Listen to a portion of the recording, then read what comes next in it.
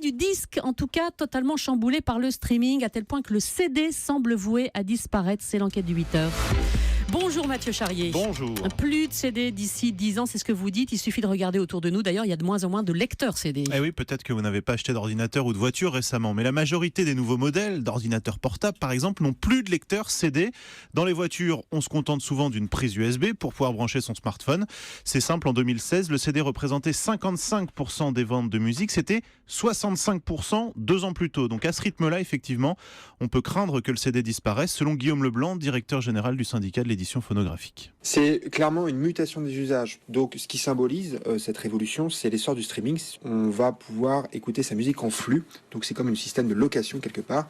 C'est pas seulement les jeunes, ça touche vraiment maintenant toutes les catégories de la population. Oui, ça veut dire que le CD va devenir un objet de collection. Le CD va devenir un objet de plus en plus rare. Voilà, d'ailleurs au Canada ou aux États-Unis, Best Buy, la Fnac de là-bas, a complètement retiré les CD de certains de ses magasins. On l'a compris, le CD disparaît, mais le streaming, lui, explose. Eh oui, Deezer, Spotify, Apple Music, vous payez un abonnement, 10 € par mois, et vous pouvez écouter tout ce que vous voulez en illimité.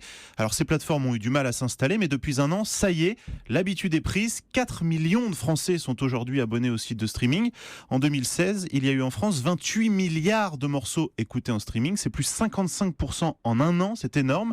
Et surtout, grâce au streaming, le chiffre d'affaires de l'industrie musicale est reparti à la hausse en France l'année dernière.